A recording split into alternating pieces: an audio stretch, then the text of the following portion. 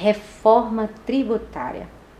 É um dos temas que hoje é corriqueiro nos jornais, em pauta de conversa de todo o país. Mas você sabe o que é a reforma tributária? Como é que ela vai afetar a sua vida? Vamos estudar um pouquinho a proposta que está sendo implementada e pelo menos pensar sobre ela, se é interessante ou não no momento? A proposta existente, que é a PEC 45, ela unifica 5 impostos, 5 tributos, melhor dizendo, em um único imposto. Quais são os 5 tributos? Ela vai juntar o ISS, que é de competência dos municípios, o ICMS, que é de competência dos estados e do Distrito Federal, o IPI, que é de competência da União, e mais o PIS e a CONFINS, que também é de competência da União. Ela vai juntar esses 5 tributos, porque tem a contribuição que não é um tributo, né? É uma contribuição.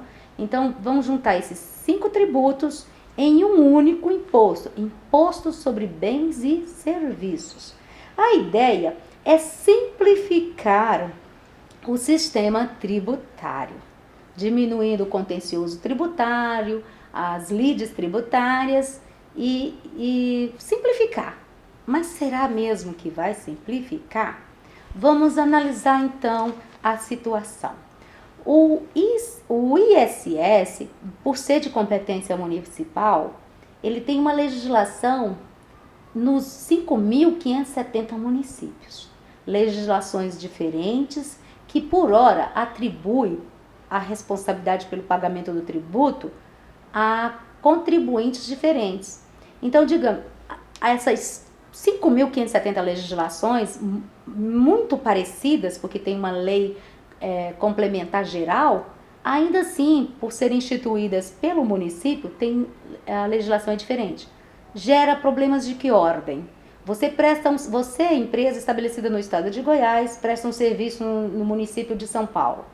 Você é do estado de São Paulo e vem aqui em Brasília prestar um serviço.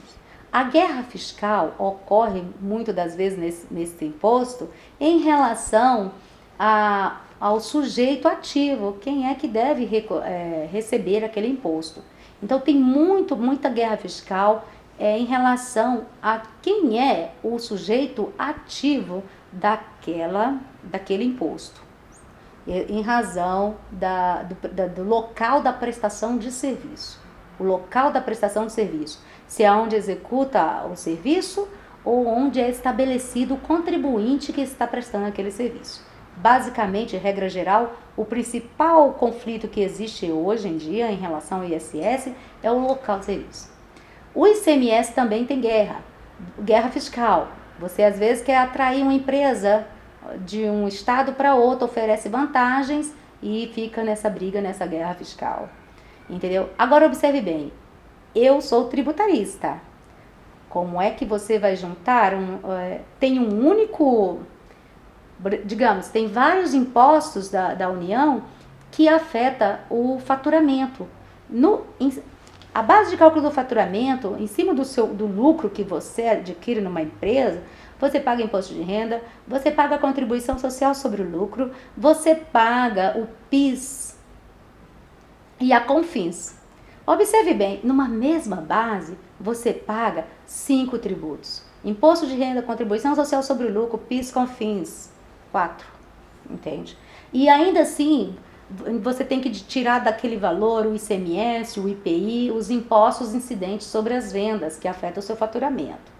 Será mesmo que essa reforma tributária, pegando apenas a tributação sobre o consumo, vai resolver o problema? Vai simplificar? Eu já começo por aí. Eu particularmente acredito que a reforma ela deveria ser pontual. Vamos ver uma nova maneira de se conceder benefícios fiscais visando o desenvolvimento social e regional do país. Essa questão pontual deveria ser resolvida logo. E não simplesmente falar assim, esse é o problema, então para resolver vamos extinguir os benefícios fiscais. Talvez essa não seja a melhor solução. Talvez seja melhor sentar e verificar se a forma como está sendo concedida, como foi regulada, se está resolvendo ou não. Se está problema, vamos mudar a legislação para que acabe com o problema pontual e não simplesmente deixar de implementar o benefício fiscal por conta das guerras fiscais existentes. Em algum ponto poderia ser interessante. Quem é que deveria receber benefício fiscal? Quando você faz essa pergunta, você tem que verificar o benefício fiscal, a empresa vai deixar de pagar aquele imposto. O que a sociedade ganha com isso? Então, digamos o seguinte, se você quer melhorar as infraestruturas dos estados do Nordeste, do Norte, levando uma melhor estrutura com aeroportos, ferrovias, crescer o país em termos do transporte, vale a pena conceder um benefício para esse tipo de serviço? Aí você pode falar assim, vale, porque vai melhorar para quem? Claro, o contribuinte que está fornecendo esse serviço, ele vai deixar de pagar o imposto. Mas ao mesmo tempo, ele está contribuindo com a sociedade? Ele está facilitando a vida da sociedade? Está. Então talvez seja esse interessante uma concessão de benefícios fiscais. O que eu quero dizer aqui não é favorecendo um ou outro. Tem que verificar sempre na concessão do benefício fiscal se está trazendo benefício à sociedade. Se não tiver trazendo benefício à sociedade, hipótese alguma deverá ser concedida o benefício fiscal. Agora me diz, na atual proposta da reforma tributária, não se tributará as exportações e ainda vai haver a manutenção do crédito. Eu sou contra a não incidência do imposto sobre as exportações? Claro que não. Você quer fomentar a indústria, o agronegócio no país, exportando, crescendo? Excelente, você vai vender para fora do país aqueles produtos, vai fomentar a indústria interna, o agronegócio interno. Excelente, muito bom. E manutenção do crédito, ele não vai pagar nada pela ocasião da saída, mas todo aquele imposto que ele adquiriu, que ele pagou na entrada, na origem, ele vai ter de volta. Beleza, então ele ganha na saída, o país também ganha porque tem a exportação, cresce, promove o país fora do país. Mas e aí, o que a sociedade ganha com isto? Porque, digamos, um produtor de grãos exporta, digamos, soja para fora do país, exporta laranja para fora do país. Excelente, o país está crescendo, muita gente está vindo comprar aqui do país, carne, tem exportação, então tá vendo produção, gera emprego aqui, porque mais produtos sendo vendidos gera emprego e tudo mais. Mas o que de fato mesmo a sociedade está ganhando? Será que seria muito interessante? Ou seja, eu acho até interessante a concessão desse imposto. Esses produtores rurais, mas não o pequeno, mas o grande escala, né? Será que não seria interessante, por exemplo, aquele exportador que tem a imunidade da exportação na carne, na laranja, na soja, de repente não ter uma contrapartida de alimentar um pessoal carente, uma região que de repente esteja desabastecida daquele tipo de produto? Tem que verificar direitinho, porque na realidade está tendo a vantagem da exportação, ele está deixando de pagar muito dinheiro ali para fora do país, ele ainda está tendo a manutenção daquele crédito, ele está recebendo do governo aquela manutenção do governo. Então, ele particularmente, como pessoa contribuinte, como contribuinte, ele está tendo vantagens e é excelente para o país. Mas a contrapartida está equivalente? Talvez não seria interessante ele matar a fome de algumas pessoas nesse Brasilzão da gente? Isso talvez seja interessante, pelo menos no meu ponto de vista. Não sei, eu imagino que para a maioria também. Então é uma questão analisada. Outra coisa que eu acredito que seja interessante, por que você paga o IPVA? Isso é uníssono já. Por que eu tenho que pagar o meu IPVA sobre o meu veículo e quem é dono de um helicóptero ou de uma lancha não pagar o IPVA? Então a reforma pontual deveria ser assim, todos os veículos, inclusive as aeronaves, inclusive as embarcações também têm que pagar. Esta é uma reforma boa, interessante de se fazer. Ah, mas isso aí não vai fomentar, por exemplo, vamos supor, em relação às aeronaves de uso comercial, né, que faz tráfego de pessoas aí para leve, traz, transporte, fomenta e tudo mais. Mas o transporte também interestadual, se paga o ICMS, por que o transporte aéreo não paga? Então, estas são questões pontuais que a reforma tributária não trata, ou pelo menos assim, claro, a reforma vem da Constituição, pode ser que na legislação complementar ele passa a se cobrar. Mas no momento, pelo menos, o que está se falando em reforma tributária atualmente é a reforma sobre o consumo. IPVA não está se discutindo, patrimônio também não está se discutindo, porque incidência de aeronaves, embarcações, é tudo sobre o patrimônio. Isso não está sendo objeto de discussão na reforma tributária. Pelo menos assim, não é a principal proposta. A principal proposta é em cima do consumo. Agora me diz, não seria muito mais interessante uma reforma tributária? Por que você, numa mesma base, você cobra em cima do seu faturamento, em cima do seu lucro? Por que ali incide imposto de renda, contribuição social sobre o lucro, PIS e CONFINS? Por que 4 em cima de uma mesma base? Por que não faz um único imposto sobre o lucro, numa alíquota que junta tudo isso aí e acabou? Ah, mas por que por exemplo, essa discussão, tira o ICMS do PIS e da CONFINS, para que não haja bitributação? Então, neste ponto, ok, por que não reduz a alíquota geral do imposto de renda e tudo, e é uma única só, e acaba com essas deduções? Aí eu acho que simplifica. Compreende? Em cima, a base de cálculo é o lucro. Fixa uma única alíquota e acaba com essa questão de contribuição social sobre o lucro, imposto de renda sobre o lucro, PIS, que a base de cálculo é o faturamento, são a receita operacional bruta, do COFINS. Isso sim facilita. Outra coisa, é muito bom, na realidade, você tributar mais fortemente quem ganha mais capacidade contributiva. É um ponto super importante que deve ser observado. Mas observe bem, você fala assim, você vai tributar o lucro da pessoa jurídica, depois os lucros e dividendos da pessoa física você não tributa. E neste caso, é quase que uníssono falar o seguinte, é uma injustiça. Você paga, o contribuinte, o empresário paga sobre o lucro, que é a pessoa jurídica, e depois quando recebe aquele dividendo, ele deve pagar também. Atualmente ele não paga, mas deveria pagar também. E se pagar, ele vai pagar 2 vezes, é a mesma fonte. Mas ele tem o ônus do trabalho ali na produção do lucro e depois paga-se de novo. Tem que ver, quer dividir, tem uma parte da pessoa jurídica e tem uma parte da pessoa física.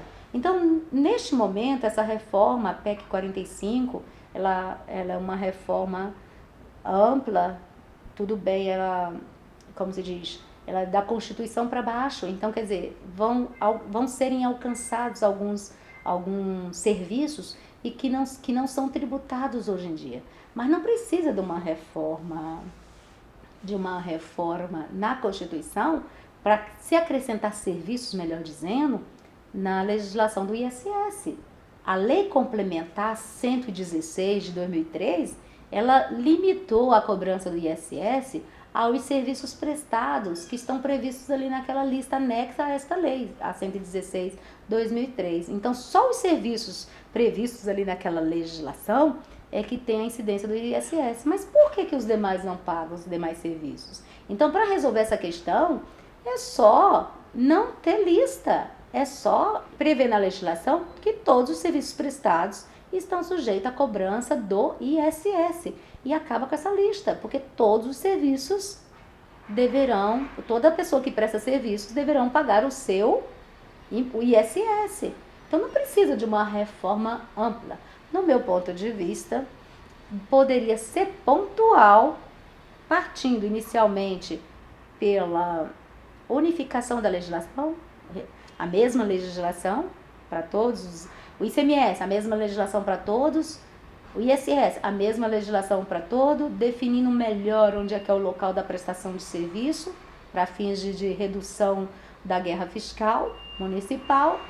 A questão do benefício fiscal, que é um ponto de muita discórdia, de muita guerra fiscal, definir em quais casos serão concedidos os benefícios fiscais, estabelecendo os critérios, porque aí acaba essa questão, entendeu?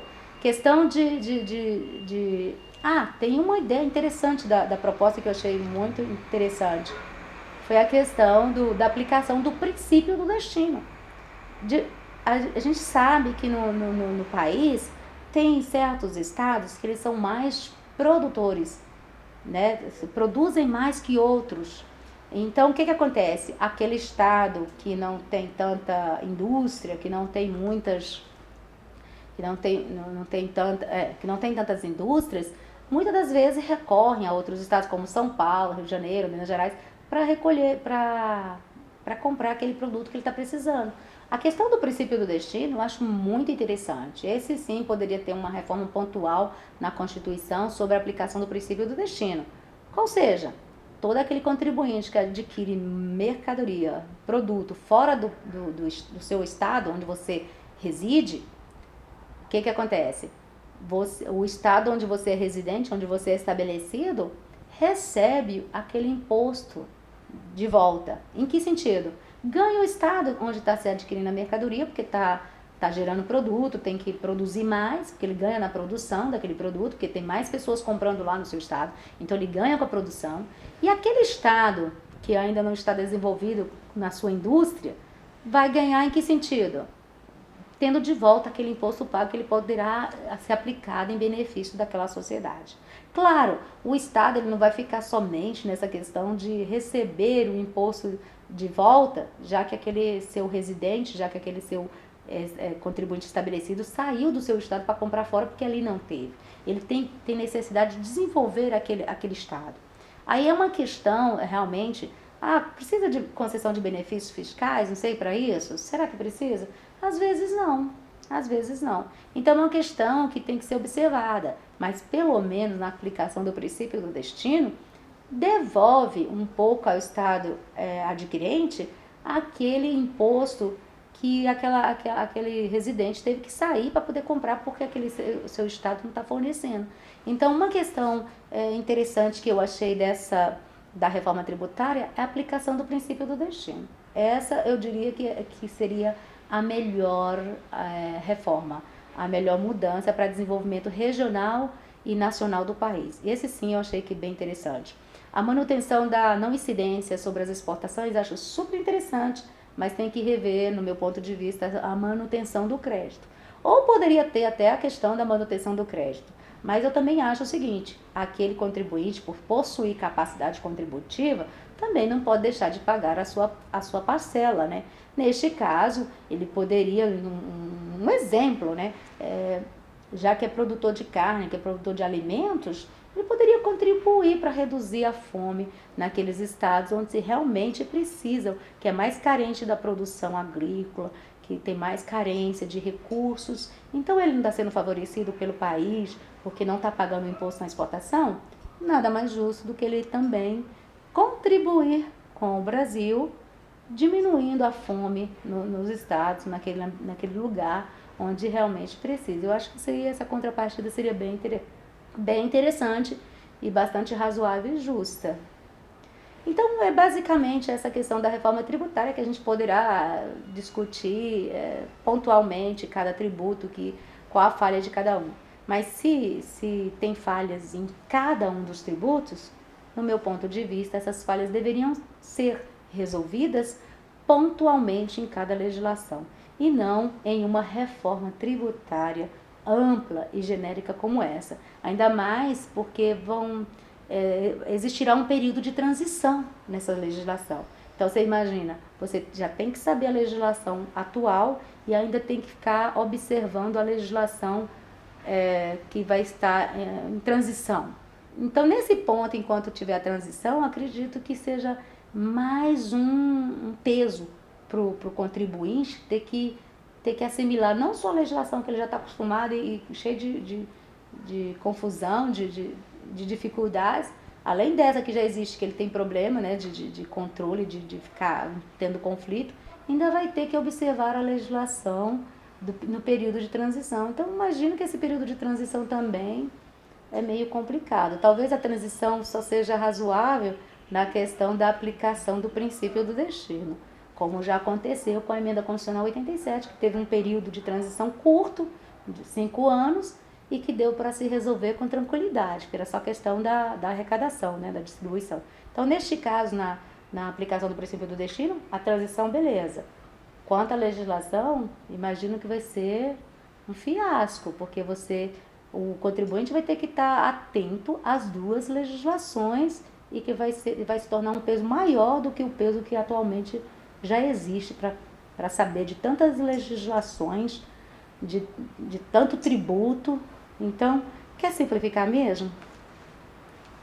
Coloca-se uma base de cálculo única para o patrimônio sobre a renda, né? O patrimônio, sobre o patrimônio, todos pagam, igual IPVA, não tem essa de tirar aeronaves e embarcações, entendeu? Legislação do CMS única, legislação do ISS única, e resolver aqueles pontos onde geram mais discórdias e conflitos. Aí sim eu digo que simplifica e que as pessoas ficam mais tranquilas, pelo menos para entender como é que essa legislação funciona. No mais, eu acho que só vai complicar. Essa é a minha opinião.